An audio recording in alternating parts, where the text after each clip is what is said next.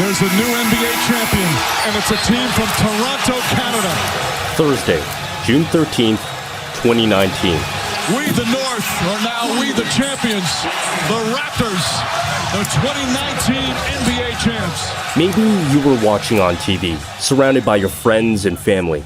Maybe you were packed into Jurassic Park in downtown Toronto, or the many other Jurassic Parks across Canada. Pulsing with energy and nervousness, willing, pushing the team towards a win. The king in the north! The king in the north! The king in the north! The king in the north! The king in the north!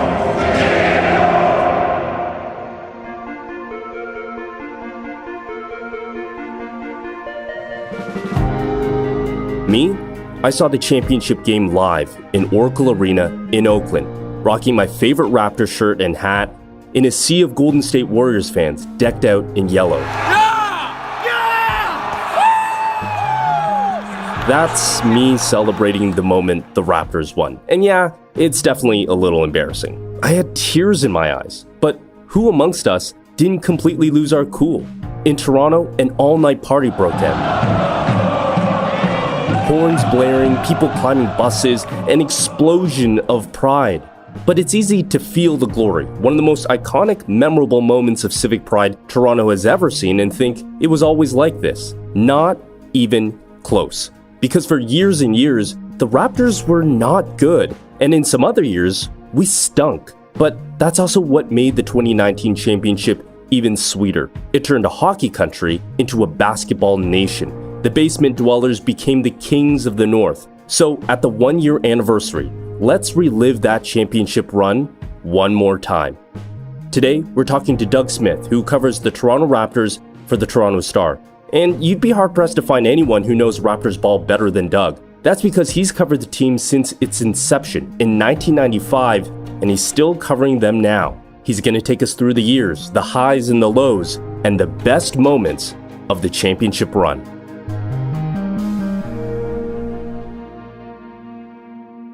Hey, Doug, thanks for joining us. Oh, my pleasure. Glad to be here, Adrian. So I can't wait to talk about the championship run in just a moment, but there's obviously a huge development right now going on with the NBA, which is that it's coming back. I mean, it's a format with 22 teams. What is that actually going to look like? I don't think anybody knows for sure, but there are going to be 8 things that they're going to call seeding games, sort of regular season plus games to settle the final 8 spots in each conference and the seeds for the playoffs. That'll really be a sort of important tune-up games. And then once they determine 1 through 8 in East and West, they're going to go into regular best of 7, 4 rounds of playoffs. And may the best team win. The best team and the most resilient team, I think. So it's starting at the end of July, right? So the schedule is completely out of whack at this point, obviously, with the pandemic. This is a brand new thing for everybody in the league. Yeah, no one has any clue how it's, what it's going to feel like, what it's going to sound like, what it's going to look like. They'll play 3 or 4 games every day, and I presume they'll be scattered like noon, 3, 7, and 9, that kind of thing, in 2 different gyms in Orlando for the regular season part of it.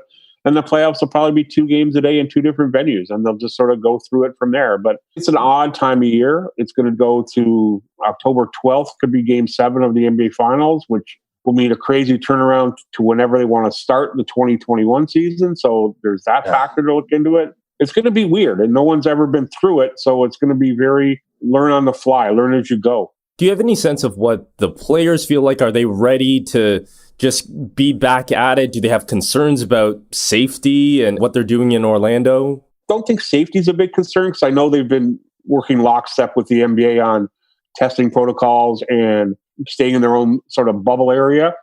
I think a couple of players we've talked to, the only concern is being away from friends and family for maybe up to 75 days. Now, there's going to be a provision for up to 3 or 4 family members to join a player, but not till the playoff part of this starts. And I don't know if players want to go through that. There's going to be regular daily or every other day testing.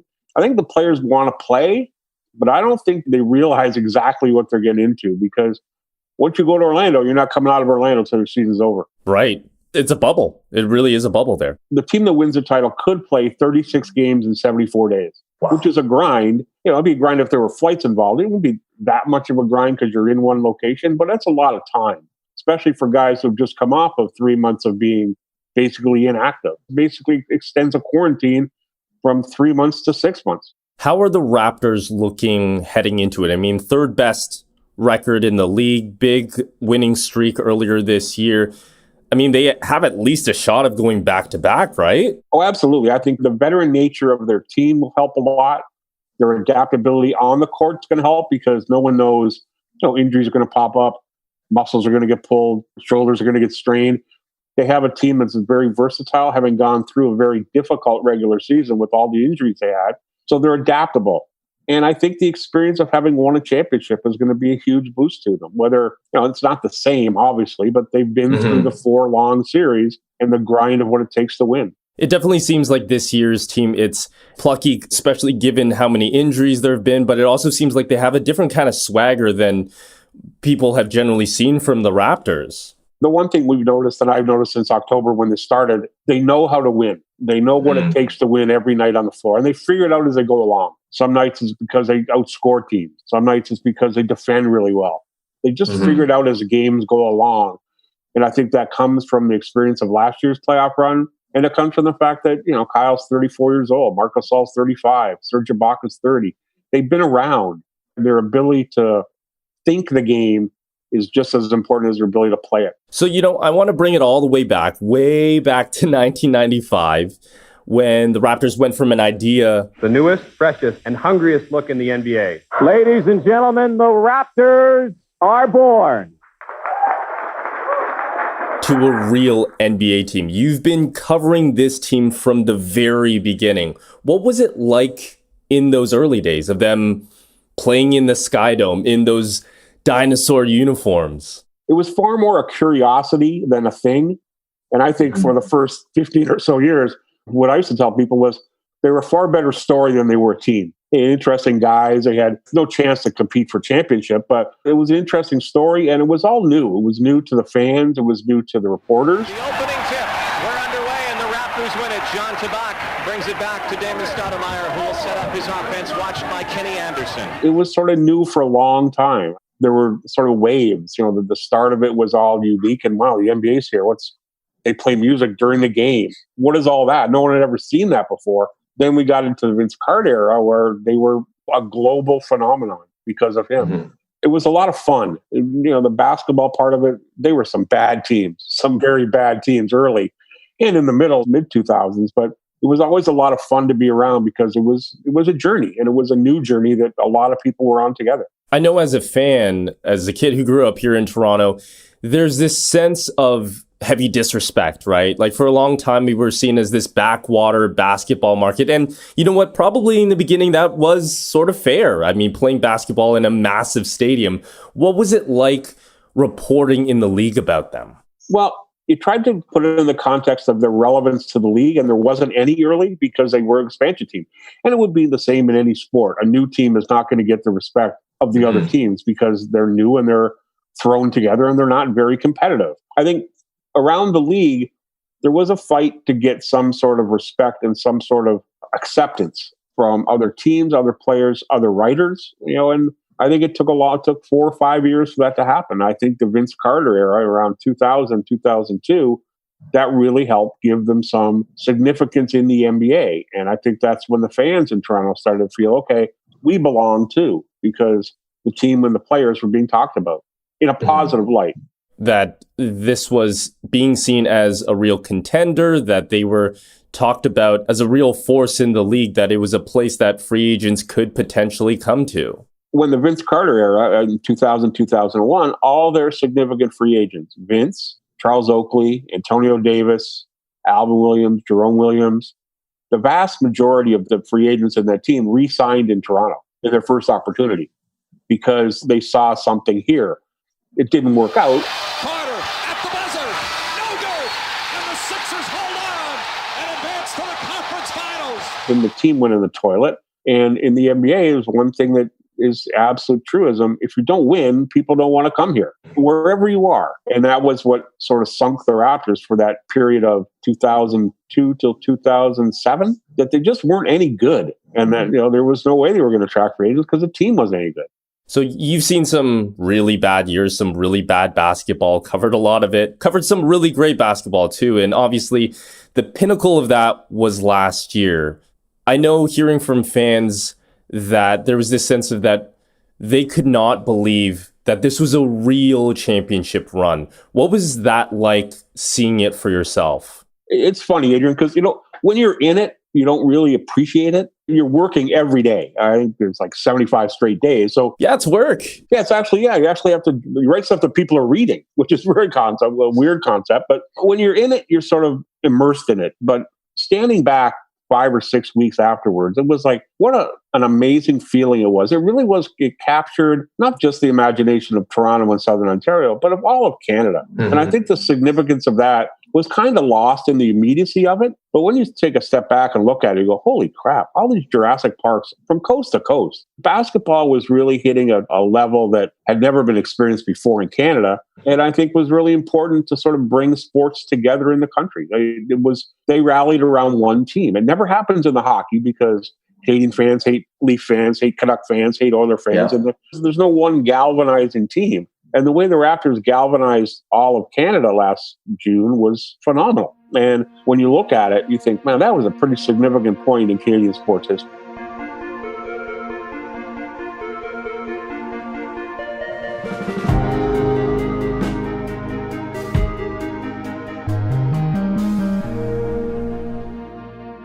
Did you ever think that basketball would have that kind of reach from coast to coast to coast? I mean, yeah, this is definitely a hockey country and to some extent a baseball country with the Jays' success of the 90s. But did you think basketball would ever get to this point?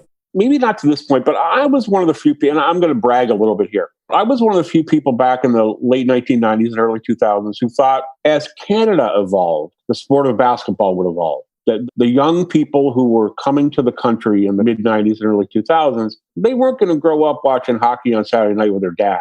They might be soccer fans. They probably were basketball people from basketball countries. And I thought eventually basketball would become what it has become because I think it reflects what Canada and what Toronto especially is. Multicultural, multi-ethnic, multinational.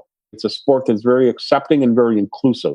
I always thought that basketball would get to a point where it reflected the Canada of the day. And in 1995, it didn't because the Canada of the day was middle-aged white guys who watched hockey. Canada of the day in 2020 is entirely different. It's almost like you were mentioning there, taking a step back is when you see the big picture of everything that, as a journalist, I know you try to keep yourself at a remove to report clear-eyed about it, but it's almost like that moment in Oracle Arena when they sealed it with the free throws, when they were lifting the trophy. I can imagine maybe that moment you were still in reporter mode, right? A little bit, but I was also pretty emotional too, having gone through it since 95. It was a pretty significant moment in my life, professional and personal, because I basically invested a lot of time in covering the Raptors. And it was interesting to see, it was interesting to think back of all the people who got it to that point. And I think it was probably more retrospective to me than celebratory because it was, man, we went through some crap. And all these people who believed in it and fought for it and did the job that no one knew they were doing, it felt good. I felt good for them. The most emotional point, I think, in the entire playoffs for me last year was the national anthem of Game 1 of the NBA Finals in Toronto. It was a truly chilling moment for me. It was really something. And I think that sort of speaks to when you look back at that 10-week run, there are moments like that sort of jump out rather than a shot or a play or a series or a trip. It's the whole, wow, it was a culmination of a long, hard journey that a lot of people had a big hand in. They tilted against a lot of windmills and finally got to the point where, hey, we're the champions of the NBA. I didn't think I'd ever see it. Standing on that court, I had snuck my way down into the lower bowl in the Oracle Arena, and I remember they were just lifting the trophy, and Kawhi had the MVP trophy, and they've started playing the Canadian national anthem. And at that moment, as a fan, it really did feel like I truly cannot believe what I'm witnessing right now. I know it's in front of me, but it almost doesn't compute in your brain. Yeah, in the immediacy of it, you go, wow, this doesn't happen to the Raptors. Good things don't happen to the Raptors. But when you think about it, even a couple minutes later, you think, wow, that was pretty. You're going to do a lot of things in your life, and not very many of them are going to make you feel like that moment felt. Whether you were actually connected to the team, just a fan of it, a friend of someone who worked there. That's a moment that in your sporting life, you're probably never going to experience again. So let's talk about some of the top moments here. You talked about Game 4 at Philly in that second round. Kawhi hitting that shot over, a towering Joel Embiid. Fires a long one. Oh, nothing but net. Kawhi not. You think that's actually one of the biggest shots of the entire run? Game 4, not Game 7 necessarily. I think Game 4 was the game of the playoffs, because if you go down 3-1 to that Philadelphia team, you're going to lose. Like 95% going to lose that series. And that was a tough atmosphere. Siakam had been hurt the day before. His leg was bothering him. They had to prove that they could do it. That's when they stole the Sixers' soul. And at that point, you thought, okay, there's something special about this team, because that was a big-time, big guy shot. And they would do it again. Game 7, the 4-bouncer by Kawhi. It's just known as the shot now. Take me through that. When they call a timeout, everybody in the world knows where the ball's going to go. We know the exact play. We'd seen it so many times during the season. The play is called for. Kawhi gets the ball. They get a couple screens. He goes right, and he gets to either the wing or the corner and takes a shot. That's the play. When he let that ball go, and you remember, Adrian, it had a higher arc on it than maybe any shot Kawhi Leonard's ever taken to get it up and over Embiid. When it first hit the rim, I didn't think it was going in. I could see it bouncing to the middle of the key, coming back out. And then the reporter in me thinks, oh my God, I got 5 more minutes to write, 5 minutes overtime. That's really good. Then the second bounce hits and you think, okay, well, what's going on? And during that time, by the time the ball hit the first time till the time it hit the fourth, the buzzer had gone and stopped, gone on and gone off again. It felt like forever. And when it went in, the surge of energy, you talk about old jaded reporters who had seen a lot, and I have. I had never seen anything like that. I never felt the energy like that in a building, and I never certainly felt the sense of, holy crap. You really have seen almost every basketball play up to that point. Nobody had ever seen anything like that. Yeah, no, I saw the Ray Allen three-pointer in the 2014 final against San Antonio. It was a huge shot. I've seen championships won. I was at the Last Dance Jordan shot where he pushed off Byron Russell. It was in the gym for that one. Nothing will capture the moment like the drama of those, 4 seconds? It was unbelievable. It felt sort of like 20,000 people collectively hold their breath and then explode. And the significance of it was unbelievable. It would be felt in Toronto sports forever. Now, I'm 62 years old, been around the Toronto sports scene for a long time. There would be nothing like it. And I saw Joe Carter's home run. Wow. I think the Leonard shot will be remembered long after the Carter home run. It's a distant second to me. Wow. Incredible. Moving to the next round, the Eastern Conference Finals against the Milwaukee Bucks, against really the guy who's got next in the league, right? Giannis Antetokounmpo, the Greek Freak. You have several moments there too. Take me through what you think was a big moment there. Game 3 at home, the first game back when they're down 2-0, and it's, again, they go down 3-0, they're going to lose that series. There's no question about it. But they get near the end. Kyle Lowry fouls out with, I think, 5 minutes to go in the fourth quarter. They go to overtime. Siakam misses free throws to extend the game even a bit more. And it was very much a survival day because their season is on the line. Those 10 minutes of the overtime were as dramatic, as important as any 10 minutes they played in the playoffs. People remember Game 6 when they won at home, and they remember them getting Game 5 in Milwaukee to turn the tide of the series. But Game 3, those last 10 minutes overtime and 5 minutes of the fourth quarter were unbelievable because any mistake cost you your season. It really did feel like during that overtime, we were really starting to see the heart of this team. Yes, they had the big Kawhi shot. They've had their golden moment, but this was the grind that it takes to win a championship. Yeah, that was a total combination of real tough mental toughness and real extraordinary physical skill. Then we have to end it with the finals, of course. And it was a great series, I think, even for neutrals watching the finals. Going 6 games, it was so dramatic, right? I mean, Raptors take Game 1, Obama's in the building, they drop Game 2, then Raptors win the next 2 in Golden State, and then it heads back to Toronto in Game 5. The KD injury, of course, the Kevin Durant injury is a pretty iconic one that people are still talking about. Durant goes down holding his leg. Ibaka goes up, and Durant grabbing that right leg. It's the right calf that put him out. Can you talk about that moment before we move on to Game 6? The funny thing was Game 5 set itself up to be the greatest night ever. They're up 3-1. They're playing at home. There's tens of thousands of people around the arena ready to celebrate. It was almost too good. And I sort of had this sinking feeling all day that, you know what? This is setting up to be a big, big downfall. It's too perfect. Even when Durant got hurt, you could sort of feel The Warriors weren't done. They're a good team. Like they had, only have two of the best, a handful of Hall of Famers around that franchise.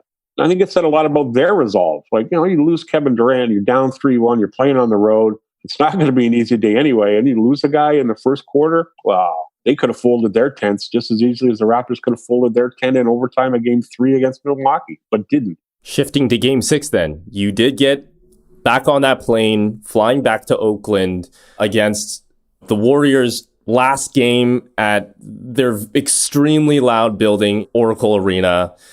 There's a key moment in that game too, a really tight game, basically through the whole thing. But there's a key moment in Game 6 for you as well that you feel really shifted the tide. Well, I think there's two that are very, very important to the way it turned out. Was the way Kyle Lowry exerted himself in the first 8 minutes of that game.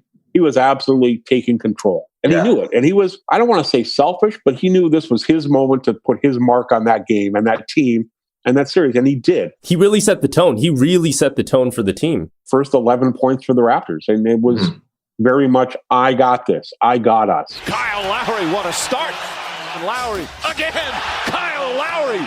And this was the toughest shot, but Green gave him a cushion. The last 4 road teams have won in the series. Lowry lighting it up here in the first 2+ minutes. But the thing I loved was the way Fred VanVleet kind of just sort of took over the fourth quarter. Here's this undrafted kid. He's got no conscience at all. He's just playing basketball. Yeah. Funny, I asked him about it just a couple of weeks ago, about what he was thinking during that fourth quarter, whether he realized the magnitude of what he was personally doing. And he said no, he was just playing basketball. He wasn't forcing stuff. He was taking shots that he would take in a Tuesday night in November. Exact shots he would take in a first-round playoff series. They just happened to go in. He didn't press. He didn't try to do too much. He said, I was just playing. I think afterwards he realized, I was just playing and I just won my team a championship.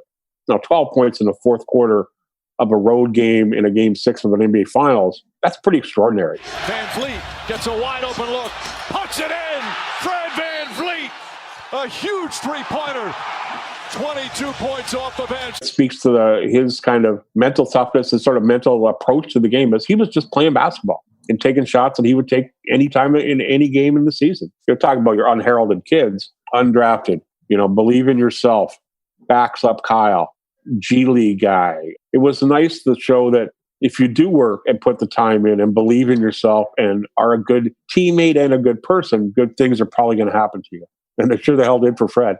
And in a weird way, it's like he represents the Raptors franchise in an odd way, that it's, this underrated franchise that nobody really expected all that much out of. Here they were on the biggest stage in the game. Yeah, and a guy that no one had ever heard of 4 years earlier was leading them to it. He was playing as well as anybody down the stretch. He's on the court with a handful of Hall of Famers and a lot of guys who would take a lot of shots bigger than he would take. He just sort of played and went and did it and didn't care about anything except just balling. It is a little bit, Adrian, like the Raptors gaining finally the ultimate respect. Just a bunch of guys who play hard and just sort of play because they play the game. And they don't worry about what people think. They don't worry about what their reputation is. They just play basketball. Was there a moment in Game 6, especially knowing how tight it was down the stretch, it really came down to 1 or 2 possessions, and Golden State had a shot of tying it, right, with Steph Curry 3. Was there a moment where you thought the Raptors have done it, that it really sunk in? When Curry missed that shot after the egregious Danny Green turnover, when the Warriors had that one Steph Curry 3 to tie it, when that ball didn't go in and it was sort of bouncing around midcourt and guys were diving for it, that's when I thought this one's over. That was their shot. And it's still shocking to me that Curry missed that shot, because that's the one he makes. But he didn't. Until that moment, we didn't know. But as soon as that ball bounced away, I didn't care what happened the rest of the way. Fouls, timeouts, scrambles. The Raptors were going to win. So that's when it's, 47 minutes and 52 seconds until we knew it was going to happen. Doug, thank you for taking us through 25 years of this franchise and through last year's run. We'll see what happens this year. Still half of the season to play, essentially. There's a lot of basketball left at some point during this calendar year, yeah. Thanks a lot. Really appreciate it. Hey, no problem. My pleasure anytime. And that's Doug Smith, the Toronto Star's beat reporter on the Toronto Raptors. There really aren't too many people who've seen essentially every game in franchise history, but Doug is one of them, and like all of us, saw the championship finally happen. That's it for today. Thanks for listening. This Matters is hosted and produced by me, Adrian Cheung, Saba Aitazaz, and Raju Muthar. Produced and mixed by Sean Pattinen, and our director of programming is JP Fozo. Our show theme music is by So Called, and our episode music is by Mike DeAngelis. We want to hear what stories matter to you. Please send us comments, questions, or ideas to thismatters@thestar.ca. Please consider supporting the journalism the Toronto Star Newsroom does at thestar.com. And don't forget to subscribe to This Matters on Apple Podcasts, Spotify, or wherever you listen to your favorite podcasts. Let's talk soon.